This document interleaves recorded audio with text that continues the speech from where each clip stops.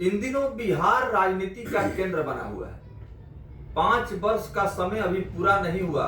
बिहार विधानसभा चुनाव का संपन्न हुए उसके पहले ही बिहार के मुख्यमंत्री नीतीश कुमार को राज्यसभा भेजने की चर्चा चल रही है और राज्यसभा भेजने के बाद यहाँ पर बिहार में ऐसा कयास लगाया जा रहा है कि भारतीय जनता पार्टी भाजपा बिहार में अपना मुख्यमंत्री देने जा रही है। देखना होगा कि बीजेपी के तरफ से किसे बिहार का बागडोर सौंपा जाता है, बिहार का मुख्यमंत्री किसे बनाया जाता है। ऐसे कई लोगों का नाम का चर्चा चल रहा है, लेकिन कोई औपचारिक घोषणा नहीं हुई है।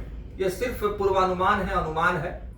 लेकिन बात करें हम जन सुराज की, तो जन सुराज के प्रणेता सूत्रधार प्रशांत किशोर ने बिहार विधानसभा चुनाव के समय ही यह भविष्यवाणी की थी कि नीतीश कुमार के नाम पर एनडीए के लोग वोट लेंगे और बीच में ही मुख्यमंत्री नीतीश कुमार को हटाकर किसी दूसरे को मुख्यमंत्री बनाएंगे। तो वही स्थिति, वही परिस्थिति बिहार में बनती हुई दिखाई दे रही है। हमारे साथ विनोद कुमार सिंह हैं, बहुत ही विद्वान अधिवक्ता हैं और साथ ही साथ जन सुराज के उस दौर से जुड़े हुए हैं जब प्रशांत किशोर ने बिहार में सत्ता परिवर्तन और व्यवस्था परिवर्तन को लेकर के चंपारण के धरती से शुभारंभ किया था अपने मिशन का। तो सबसे पहले बहुत बहुत स्वागत है आपका। क्या कुछ कहेंगे, बिहार की राजनीति किस दिशा में जा रही है? और प्रशांत किशोर जो मुद्दे की बात करते हैं, बेरोजगारी, भ्रष्टाचार, अपराध, कल कारखाना रोजगार, वह मुद्दा नहीं है, सिर्फ चर्चा मुख्यमंत्री कौन बनेगा इसी की हो रही है। देखिए, आपके चैनल के माध्यम से मैं तमाम अपने बिहार के समृद्धि और बिहार वासियों की मंगलमयी शुभकामना व्यक्त करते हुए उनके प्रति मैं आभार व्यक्त करता हूँ।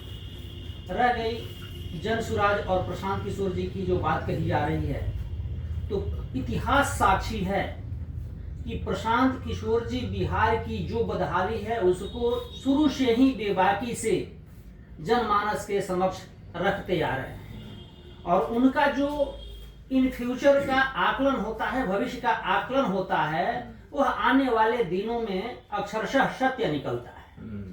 और इसका जीता जाता जागता उदाहरण है कि उन्होंने बहुत पहले यह एक तरह के प्रोनाउंस कर दिया था कि यह मुख्यमंत्री नीतीश कुमार जी चंद दिनों की मेहमान है और यह बीजेपी की सरकार अपने उद्देश्य को सिद्धि के लिए तरह तरह के किसी न किसी षड्यंत्र के माध्यम से बैकडोर से ही सही लेकिन अपने उद्देश्य को सिद्ध करते हुए सत्ता हासिल करने का हर संभव प्रयास करेगी और वो आज दिख भी रहा है। आगे क्या होना चाहिए सर? आप लोग क्या कुछ करेंगे बिहार में? देखिए, जन सुराज यह संकल्प लेकर के आया है कि प्रशांत किशोर जी के नेतृत्व में बिहार की जो यथार्थ समस्याएं हैं हम लोग जनमानस के समक्ष उसको प्रदर्शित करते रहेंगे,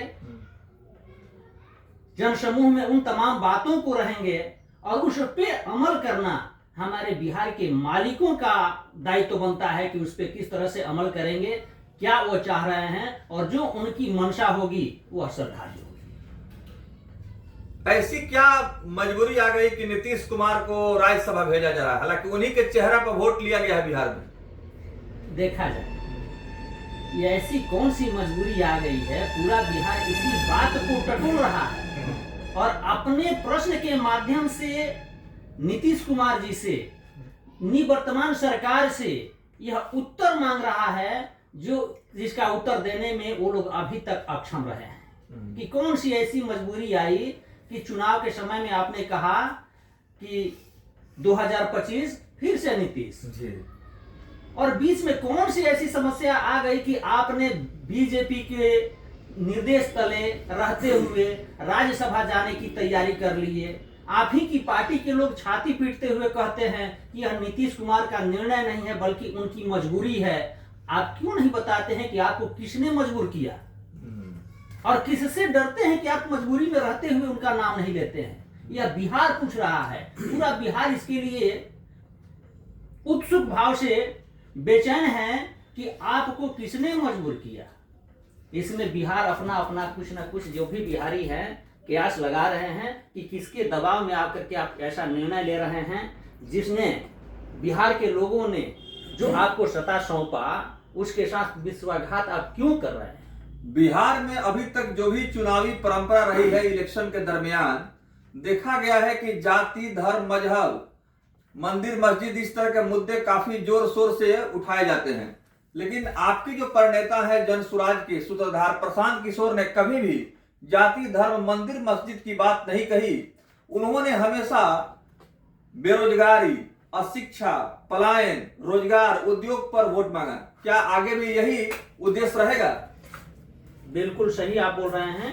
बिहार के जितने भी पॉलिटिकल पार्टियां हैं उसमें से कुछ पार्टी जाति धर्म का उन्माद फैला करके अपने उद्देश्य को सिद्धि करना चाहती है, सस्ती लोकप्रियता लेती है, कोई जाति को बढ़ावा देता है, कोई धर्म को बढ़ावा देता है। लेकिन जनसुराज है बिहार में जो जन समस्याएं हैं उसको प्रदर्शित करते हुए बिहार के पटल पर रखने का प्रयास करता है। और यही अन्य में और जनसुराज में अंतर है, और यही जनसुराज की खूबसूरती है कि यह न जातिवादी बात करता है, न किसी धर्म मजहब की तनहा बात करता है, बल्कि जनमानस में जो भी समस्याएं हैं और उसका समाधान क्या है इसका बात करता है। और पार्टियों में और जनसुराज में यही अंतर। बिहार की अगर कानून व्यवस्था पर एक नजर डाला जाए तो आप कानून के बहुत ही जानकार व्यक्ति हैं, विद्वान अधिवक्ता हैं, किस दिशा में जा रहा है बिहार का लॉ एंड ऑर्डर?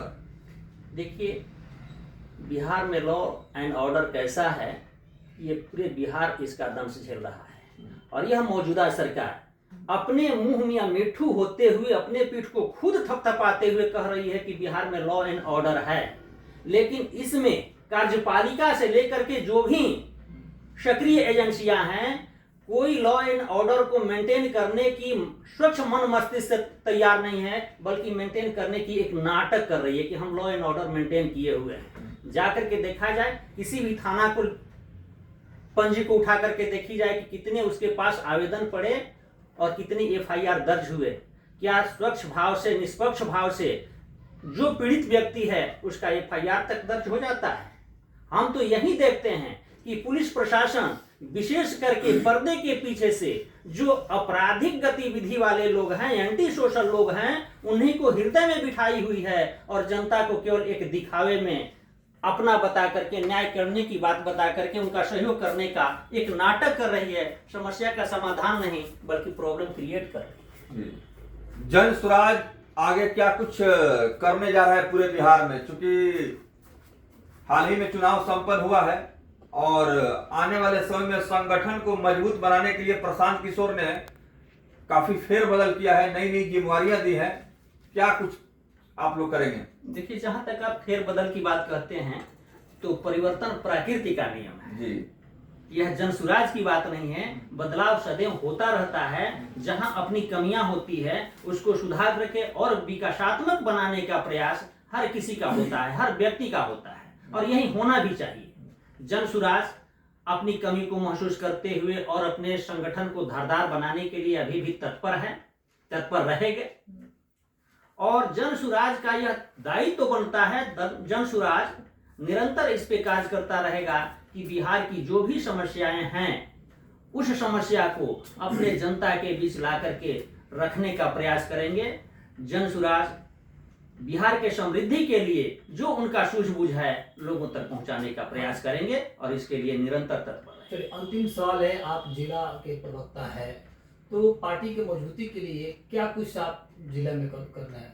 देखिए, जिला में नई कार्यकारिणी का गठन हो रहा है, इस पे हम लोग लगे हुए हैं और इसमें जो उस कार्यकारिणी में रहने की जो उपयुक्त व्यक्ति हैं उनका चयन करते हुए कार्यकारिणी का निर्माण किया जाएगा जिला स्तर पर। और यह कार्य प्रत्येक जिला में जारी है, बिहार के प्रत्येक जिला में यह जारी है और कुछ दिनों में ही पूरे प्रदेश स्तर पर यह कार्यकारिणी बन करके तैयार होगी और हमारा जनसुराज का जो कुछ भी ये है और धारदार। चलिए, क्या कहेंगे सिवान के तमाम आम जनता से, क्या भी करेंगे? हम सिवान के तमाम जनता से यह निवेदन करेंगे, अपील करेंगे कि आप लोग सत्य का साथ दें, जो आपराधिक गतिविधियों हैं उसका बहिष्कार करें और समाज के समृद्धि के लिए सदैव तत्पर रहें। इन्हीं के साथ मैं अपने आपको बीच में इंटरप्ट कर रहे हैं हम, लेकिन लाइव है। सवाल ये है कि जन स्वराज प्रथम बार बिहार में विधानसभा चुनाव लड़ा, फ्रेश इलेक्शन। टिकट का वितरण को लेकर के कहीं न कहीं अनेकों तरह का बातें सामने आई, समीक्षा बैठक जरूर हुई होगी चुनाव परिणाम को लेकर के। क्या आपको लगता है कि टिकट डिस्ट्रीब्यूशन में कहीं न कहीं कमियां रह गई, जिसकी वजह से उम्मीदवारों का सही सिलेक्शन सही समय पर नहीं हो पाया? ये भी एक कारण रहा है क्या? देखिए, जहां तक टिकट बंटवारे की बात कही जा रही है, तो किसी भी बंटवारे में, टिकट का बंटवारा हो या किसी दौलत की बंटवारा हो, पारिवारिक विभाजन हो, कहीं न कहीं असंतुष्टि रह जाती है और यह स्वाभाविक है, नेचुरल है। रह गई कि कमियां क्या रह गई, तो जो कमियां रह गई उसको दूर करने का प्रयास कर रहा है। और बिहार के जनमानस ने, बिहार के मतदाताओं ने जो निर्णय लिया, उस निर्णय के प्रति बिल्कुल विश्वास के साथ जनसुराज काम कर रहा है कि जो भी बिहार के लोगों ने निर्णय लिया वह जनसुराज के लिए, बिहार के लिए उत्तम रहा। एक बात हमको याद आती है इस पे कि विवेकानंद जी जब धर्म प्रचार के लिए चले, समाज के विकास के लिए चले, तो उन्होंने अपने माता से अनुमति लेने की बात कही कि माँ, मैं अब धर्म प्रचार के लिए जाना चाहता हूँ, लोगों की विकास की बातें करने के लिए जाता हूँ, हमको अनुमति दी जाए। उनकी माँ ने कही कि बाबू, उस चाकू को उठा करके दीजिए। कहीं मैंने पढ़ा था, वो चाकू उठाए और धार वाले को माँ की तरफ बढ़ाते हुए बेंट अपने पकड़े हुए थे। माँ ने रोक दिया कि नहीं, अभी तुम जाने के लायक नहीं हो। 6 महीने साल भर की बात से पुनः उन्होंने यही कहानी को दोहराया। फिर वही बात हुई कि तुम उस चाकू को उठा करके दो, और इस बार उन्होंने धार वाले पोर्शन को अपने हाथ में पकड़ करके बेंट वाले पोर्शन को माँ की तरफ बढ़ाते हुए कहा कि माँ ये पकड़ो। और जब इस तरह की गतिविधि, इस तरह की मानसिकता उनके माँ को दिखाई दिया, उन्होंने अनुमति दिया कि अब तुम जा सकते हो। इसलिए कि जो खतरा था सो खुद इस बार मोल लिए हो, लेकिन पहले खतरा को हमारे तरफ किया था, इसलिए उस समय तुम जाने के लायक नहीं था, इसलिए मैंने तुमको रोक दिया। अब तुम्हारी सबलता, प्रबुद्धता जनमानस के अनुकूल हो चुकी है, धर्म प्रचार के लायक हो गई है, अब तुम जा सकते हो। तो जो भी बिहार के लोगों ने जनसुराज के साथ जैसा अपना मैंडेट दिया, उसके साथ आज भी जनसुराज बिहार के विश्वास पर निरंतर अपने गतिविधि को कायम रखा हुआ है। आने वाले दिन में यही बिहार के लोग जनसुराज को और सबल बना करके शता भी सौंपेंगे, मत